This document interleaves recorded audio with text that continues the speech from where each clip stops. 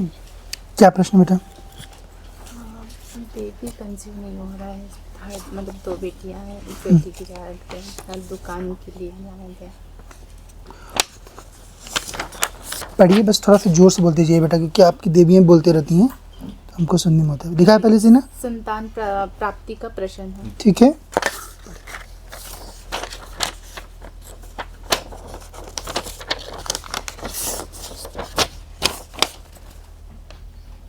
संतान प्राप्ति का प्रश्न बराबर है, दोनों परीक्षा में लिखा हुआ है ना, वही मूल प्रश्न है। क्या हो रहा है, क्यों कंसीव नहीं हो रहा? डॉक्टर बोल रहे थे, मतलब जैसे कि जो मेरा सेकंड बेबी था ना, वो प्रीमेच्योर था, 8th मंथ में ही हुआ था। अच्छा। लास्ट टाइम था, तो वो फेफड़ों में से फेफड़े नहीं बने थे, बट बच गई, वो बड़ी हो गई है। अच्छा। अब उसके बाद में मेरी तबीयत, वो वैक्सीन लगने के बाद मेरी तबीयत ख़राब हो गई थी, तो उस समय से 2 कंसीव हुई थी, लेकिन वो बच्ची बहुत छोटी थी, तो उस समय हम लोग डॉक्टर ने भी मना कर दी थी कि इसमें, उसके बाद में नहीं हो रहा, कंसीव नहीं हो रहा। कंसीव ही नहीं हो रहा है। अभी आपने सोनोग्राफी वगैरह कुछ कराया है? हाँ, सब कुछ नॉर्मल है। सब नॉर्मल आ रहा है? सोनोग्राफी में सब नॉर्मल है? सब नॉर्मल है। ठीक है, मेडिकल साइंस के हिसाब से सब नॉर्मल है। उनके हिसाब से सब सही है ना? ठीक है, फिर कंसीव हो जाएगा, कोई दिक्कत नहीं है। रिपोर्ट्स वगैरह कुछ लाए हैं आप? नहीं है। ठीक है।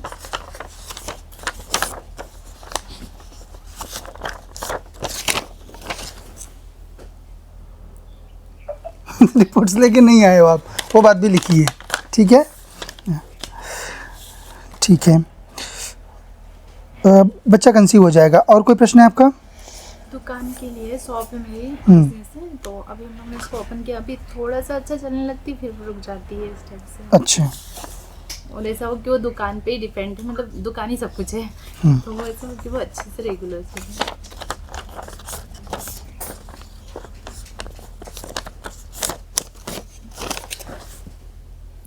ठीक है, बराबर है, पढ़िए इसमें।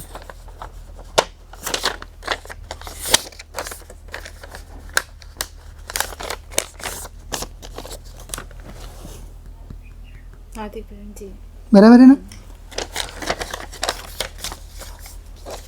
ऑनलाइन का भी सेटअप कर रहे थे, लेकिन वो उसमें लॉस ही होने लग गया। ऑनलाइन के लिए जैसे कि अमेजोन, फ्लिपकार्ट वगैरह में, तो उसमें भी फ्रॉड हो रहा था बहुत। उसमें फ्रॉड बहुत होता है। अपने देश में दिक्कत ही यही है, जो ईमानदार हैं वो काम करने जाएं, और जो फालतू बैठे हुए हैं वो फ्री में चाहते हैं हर चीज़। ठीक है, पर काम आप जो है ये आपका काम बढ़ जाएगा बेटा, चिंता मत करो, आपकी देवी ने एनर्जी लगाई है। हाँ रानी, इसमें एक चीज़ हो रहा है बेटा कि आपके यहाँ पे जो है तंत्र किया गया है, पता है इसके बारे में?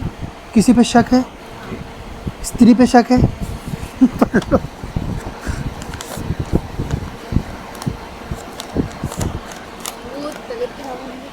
उसी वजह से आपकी तबीयत बार बार ख़राब होती है, ठीक है। बच्चे भी उसी वजह से जो है नहीं हो रहे हैं अभी। इनका जो है तंत्र बाधा कटेगी, और इससे थोड़ा सा आपको ओसीडी टाइप हो रहा है। हाँ। बराबर है ना?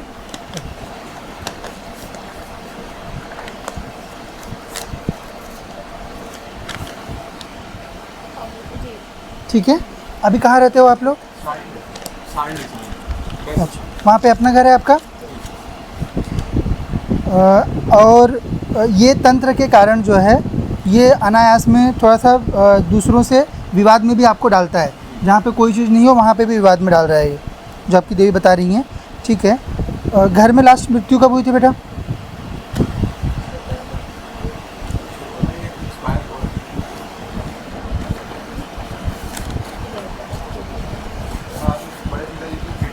कई सारी हुई हैं, पढ़िए, ठीक है।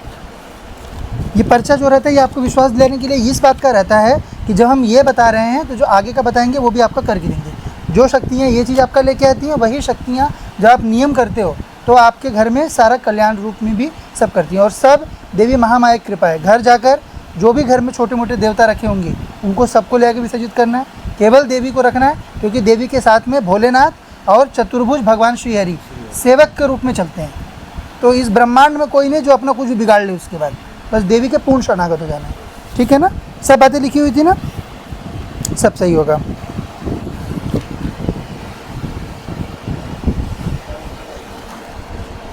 ये जो है शरीर में जो कमी है, इनकी पूर्व जो थी बच्ची, उसके बारे में था। फेफड़े उनके पूर्ण बने नहीं थे, शरीर बच्ची में की। कमी बताई थी। उन्होंने बताया ना वो चीज़, वही लिखा है। पहली वाली इसके पहले आपके इसके पहले वाले बच्चे का जो मल फॉर्म था उसका भी आपकी दीदी बताएगी, उसके शरीर में कमी थी, उसमें फेफड़ा नहीं बना था ना उसका। अभी ठीक है, अभी ठीक है, खून उस का समय बात- बताई थी। जिसकी वजह से अभी बाधाएं आ रही है और ज़्यादा। उनका जो भाई एक्सपायर हुआ था, मतलब अभी पंडित जी ने बताया था कि वो पितरों की प्रॉब्लम की वजह से हो रहा है, मतलब वो पार्टी में उससे कुछ नहीं होता। गया में जाने के बाद भी लोगों का कुछ भी निवारण नहीं हुआ है अभी भी। गया का जो मेथड है ना वो खंडित हो चुका है कई हज़ार सालों से, पर इन लोगों के पास विधा नहीं है उसको जानने की। हम लोगों के पास आने से ये लोगों को रोकते हैं। क्यों? क्योंकि यहाँ पे सत्य पता चलेगा, यहाँ पे आडंबर कुछ होगा नहीं। क्योंकि हम लोग क्या है, एक वाक्य भी जो हमारी देवी हमको नहीं बताएगी, कहीं पे कुछ लिखा है सिर्फ, इसलिए हम उसको नहीं बोलते हैं। क्योंकि जो देवता को स्वीकार नहीं, वो हम अपने बच्चों को क्यों सिखाएंगे, है ना।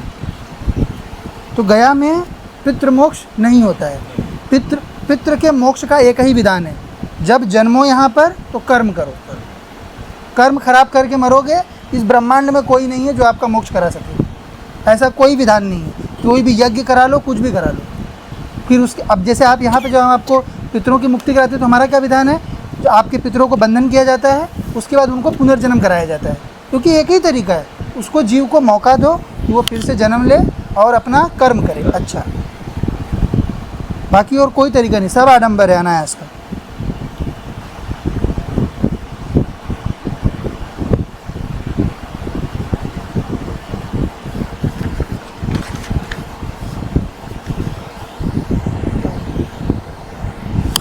वो नारियल में ही यहाँ से जीव आपको मिलता है, वही ले जाके नारियल मंदिर के बगल में रखना है और फिर आपकी क्रिया करिए, संतान जो है वो गर्भ भी धारण हो जाएगा और उसके बाद संतान जन्म भी प्रॉपर, जब जन्म ले लेती है उसके बाद उसको ले आके विसर्जित कर देना नारियल को।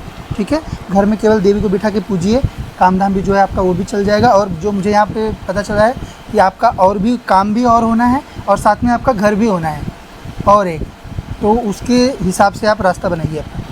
ठीक है, कोशिश कर रही, लेकिन मतलब ऐसा कुछ भी हो जा रहा है कि फिर छोड़ जाओ। तंत्र आता है ना। तंत्र के कारण ये क्या करता है, पहली बात अपने को उच्चाटन से बंधन में कर देता है। जब कोई तंत्र कराता है ना तो नकारात्मक शक्ति घर में छोड़ देते हैं, तो पहली बात अपना काम करने का इच्छा ही नहीं होता कोई चीज़ करने का। और करेंगे भी अपन तो पहले अपने से पैसा लगवा लेंगे कि अपने को लगेगा एकदम सा बराबर जा रहा, और फिर 99% पे ले जाके फेल करा देंगे उसको कि अपना पैसा बर्बाद हो जाए उस चीज़ में। ये इन लोगों का काम करने का तरीका होता है जो असुर होते हैं। ठीक है, सब सही होगा, ऐसी सुविधा कर दीजिए कि बस मेरी दुकान अच्छी चलेगी कि चल जाएगी, दुकान चल जाएगी।